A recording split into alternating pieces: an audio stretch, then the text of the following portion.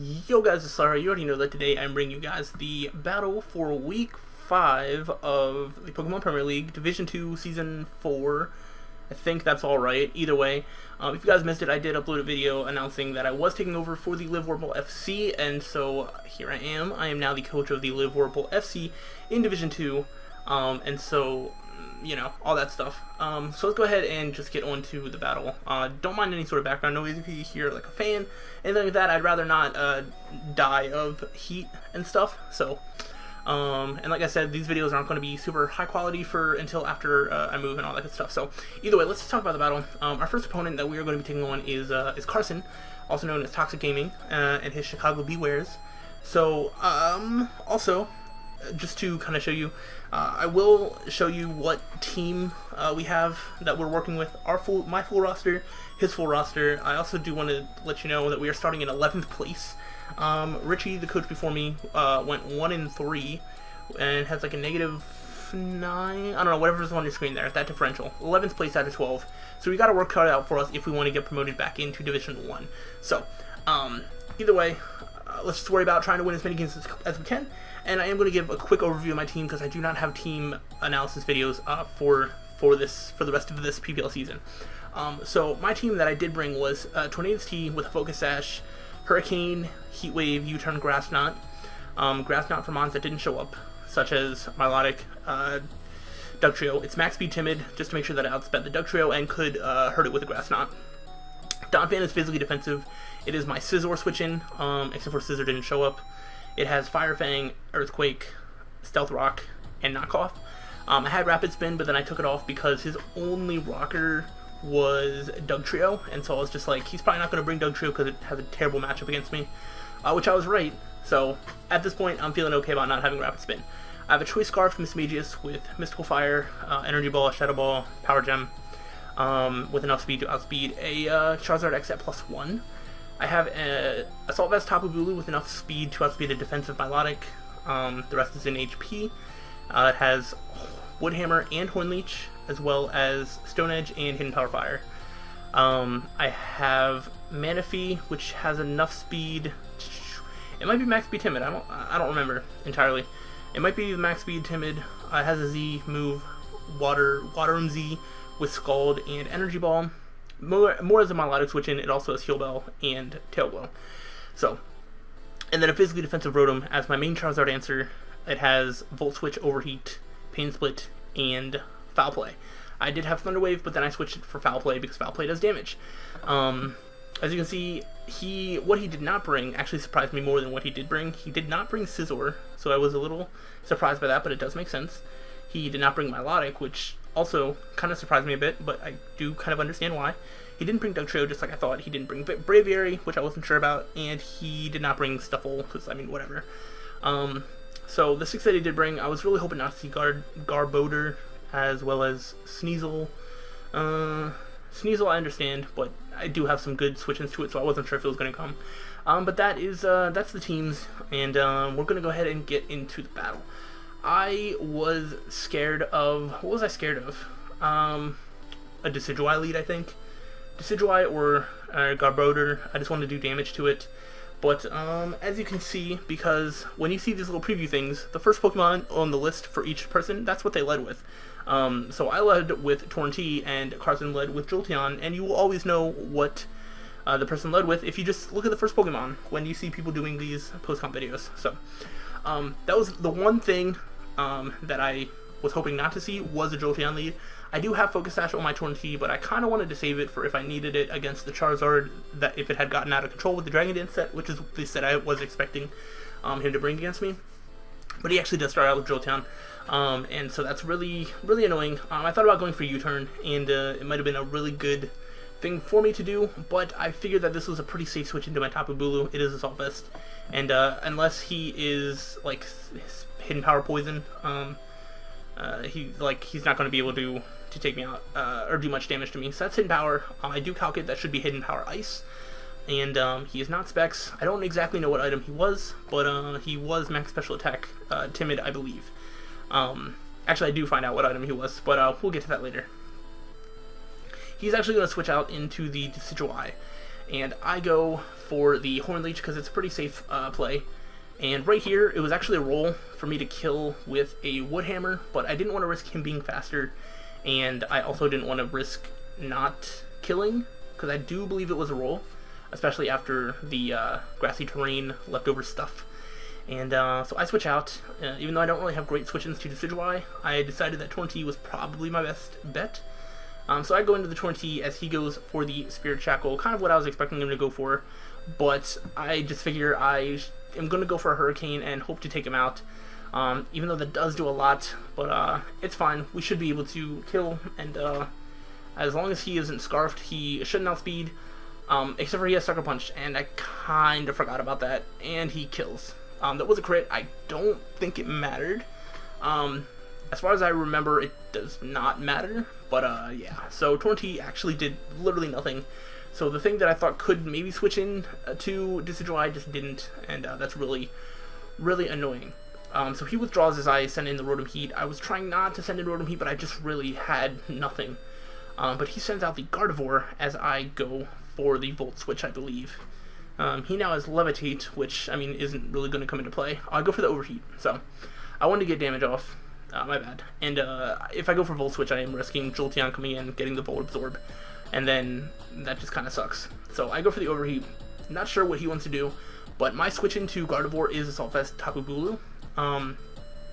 So I do believe that is what I do. Oh no, he wishes. I go for the Volt Switch, because if he was Specs... If he had Specs Psychic, he could have 2-KO'd my Bulu on the switch-in. So I just want to make sure that he didn't do that. So I went for the Volt Switch, and Rotom got out of there with full health, which the more health the Rotom has, the better. And we'll get into the importance of that a little bit later. But I am going to take the switch. I get a free switch into Bulu, which is fantastic. Right here, I probably should have went for the Woodhammer, and I think I just go for a Horn Leech again, but I could be wrong. Let's wait and see. He's going to withdraw. I think this turn he goes into the Garbodor, which sucks. I forget, I think that Wish is active. So I do go for the Woodhammer, sorry. I go for the Woodhammer, but then he's going to get the Wish back. So that does a decent amount of damage, but it is looking like he is max defense, or at least pretty close to it. So I was, you know, not super excited about that. Also not super excited in knowing that I don't have a lot for this. So that is a little upsetting. And I go into Donphan because I figured I could at least start doing some damage and chipping away some health. And he starts setting up spikes, and I did not really consider that during team building.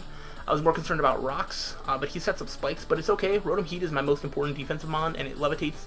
This Magius is off the ground. Tornadus is already dead, but it is what it is. He goes for the Seed Bomb. I'm max Phys-Def, and you can see that I take that just fine. I set up my rocks because rocks are going to be super important because Charizard has not Megaed, and he has no way of getting rid of rocks because Scizor did not come. I don't remember about the Decidueye. That's going to show my lack of knowledge there, and I mean Braviary, I guess. So I just didn't see him having any sort of hazard removal. So he goes for the Seed Bomb. At this point, I know that I can, you know, take him on for a little bit, and I am going to knock off his item so he can stop getting a little bit more recovery, because it is the Black Sludge. So I knock off that item. Earthquake isn't going to be doing too much with the Grassy Terrain up, because Grassy Terrain has the damage of Earthquake, but I decided that getting some chip damage on this Garbodor was going to be good, because it needs to die. Bulu is like the biggest offensive threat to his team, and this kind of stops it, so I really just need it to die. But so I believe I go for the Earthquake here. But let's go ahead and see. Unless I went for the double knockoff. No, I went for the Earthquake. I thought about going for knockoff, but you know, it wasn't really worth it. I didn't expect him to switch out. I thought he might just try and do Seed Bombs, but the Grassy Terrain is gone, so Seed Bomb's power was lower than what it was doing before. And here I am predicting him to Roost, because he's going to need this thing to be healthy. And I do predict correctly. I was super happy about that. I go for the knockoff, and I can knock off whatever this thing's item was, because it was already doing too much damage to me. It looked like it was doing more to Torrentee than it should have been. I didn't know what item this was, and we find out that it is a Muscle Band. So that was a really good item for him, and you know, it is what it is. I was looking at the calc. He has a 0% chance to kill me. Max Leaf Blade does max 57%. I'm at 65% or around that area. So Leaf Blade has no chance to kill me. I can go for the knockoff, and what? me and Carson both had no idea why this killed, and it was because Decidueye has Overgrow as its ability, and it's in Overgrow range, and so the grass move did more. So that was a really bad thing on my part, that I let Donphan die when I didn't want it to. I thought it would live and I could take this thing out. I go into Manaphy. The Scald, I'm not sure if it's going to kill. It looks like it's a roll, and I just decided not to chance the roll, and I just used my Hydro Vortex, and I kill the Decidueye with a Z Water move.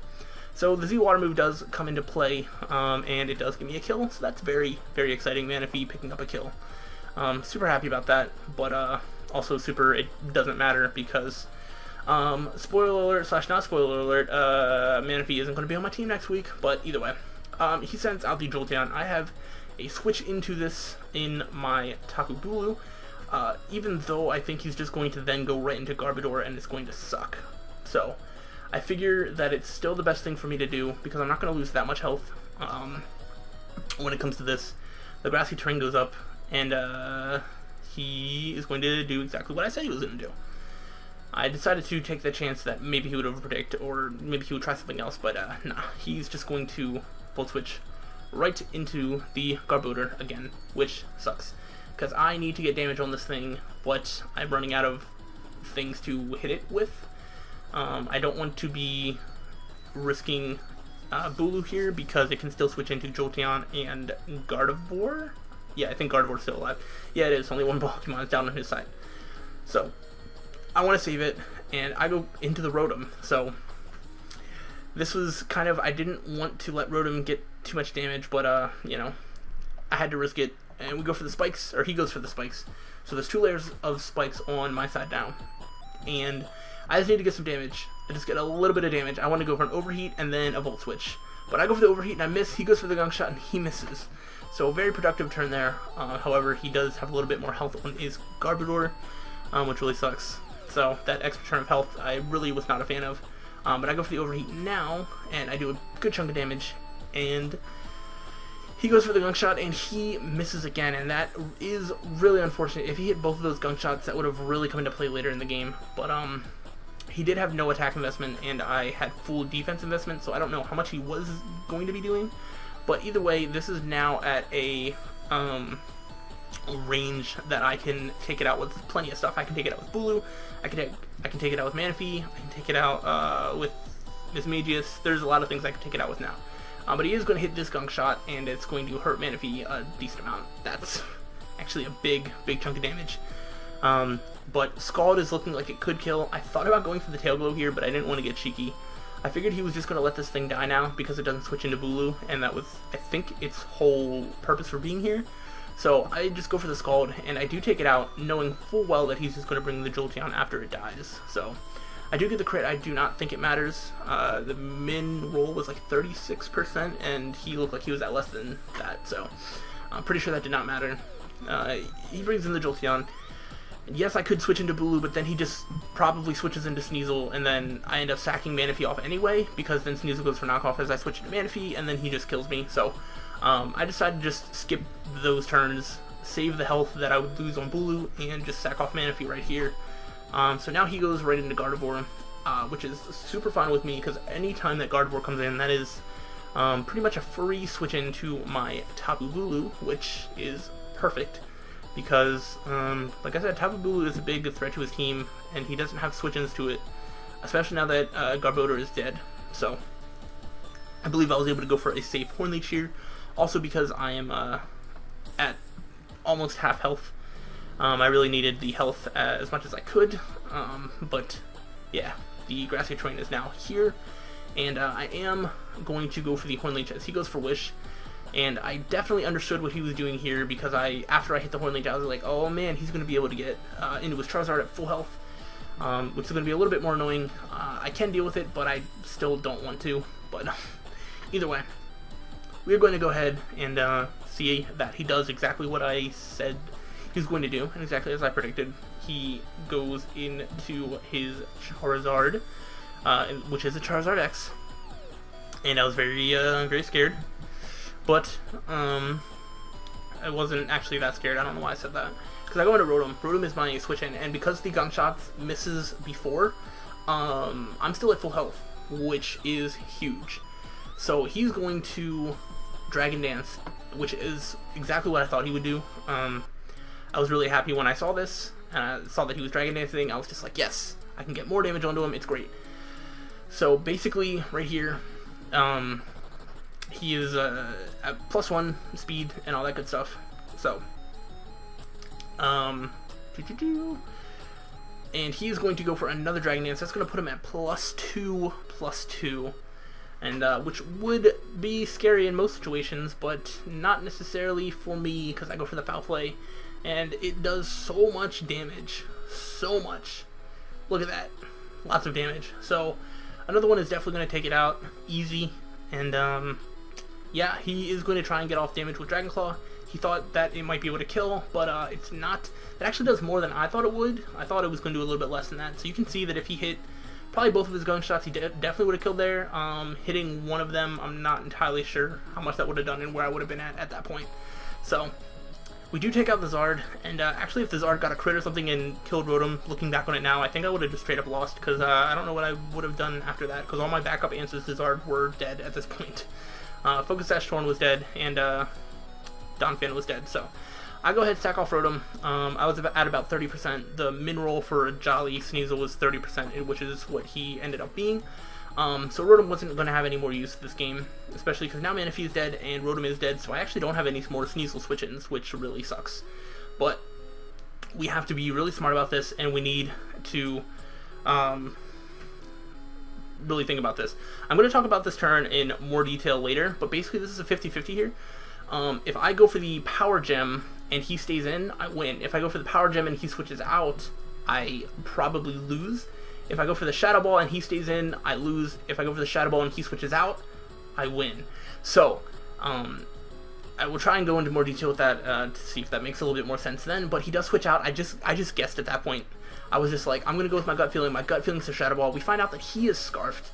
And so that actually means that he's doing more damage than I thought, and now I'm getting a little bit worried.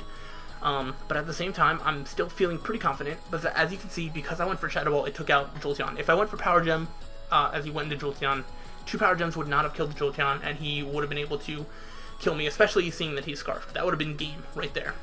So, now that Sneasel's in, I know that it is Life Orb, so I know that it's not going to be outspeeding.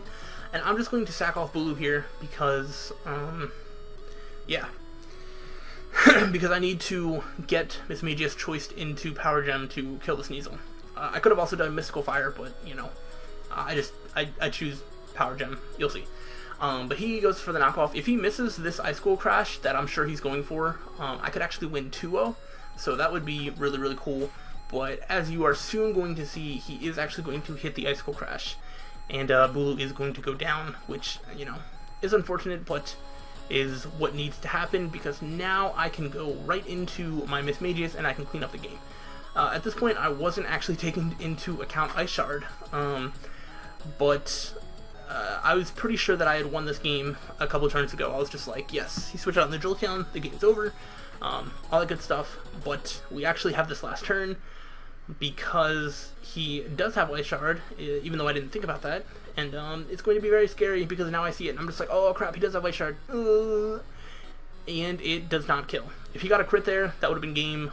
So there's all these different things that could have happened in the game of Pokemon, but I am going to go for the Power Gem. I am going to hit, I'm going to take him out, and we're going to get the very, very close 1-0 victory over Carson. We live on 10 HP, and that is the difference between winning and losing. So that Ice Shard at the end was pretty sure I was out of range.